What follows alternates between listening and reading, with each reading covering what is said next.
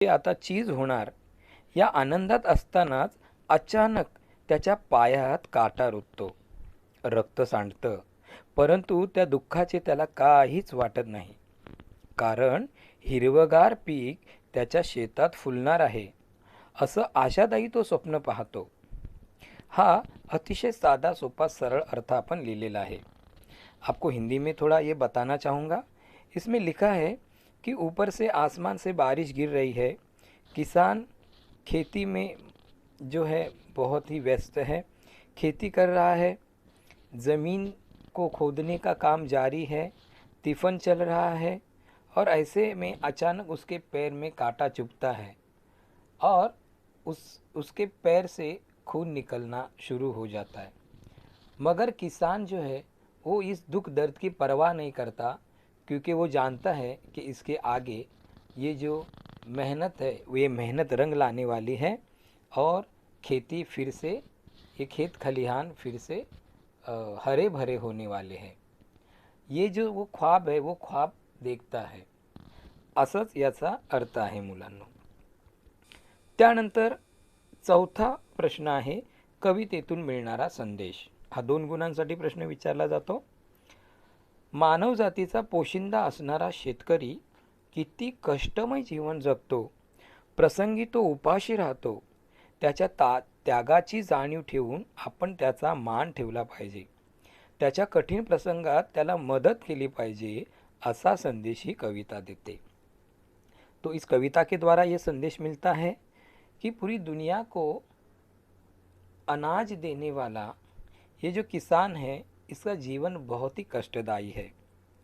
कब कभार तो उसे भूखे रहना पड़ता है और इसी कारण उसका ये जो त्याग है, ये सैक्रिफाइस है, इस सैक्रिफाइस की जो उसकी जो हालत होती है या इस सैक्रिफाइस जो वो करता है वो हमें याद रखना चाहिए। साथ ही साथ वो अगर उसके ऊपर कोई आपत्ति या विपदा आती है तो उस विपदा में हमें उसकी सहायता करनी चाहिए, ऐसा संदेश ये कविता देती है।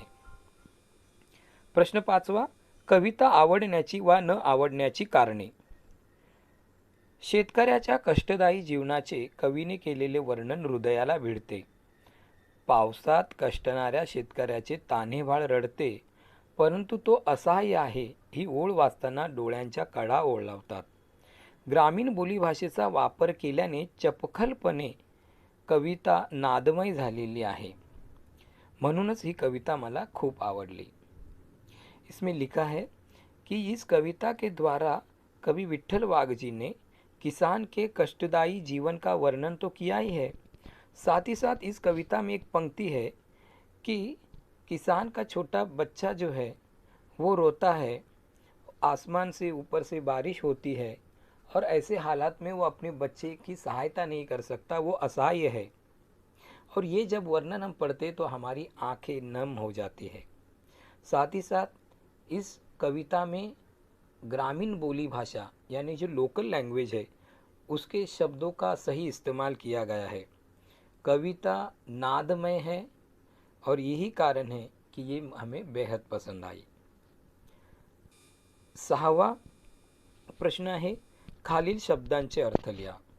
आता हे शब्द कवितेतच असतात, त्याचे अर्थ तुम्हाला शोधून लिहायचे आहेत। पहिला आहे काया म्हणजे काळ्या, दुसरा शब्द आहे ईज म्हणजे वीज, तिसरा शब्द आहे तानुल म्हणजे लहान बाळ आणि चौथा शब्द आहे लळते म्हणजेच रडते।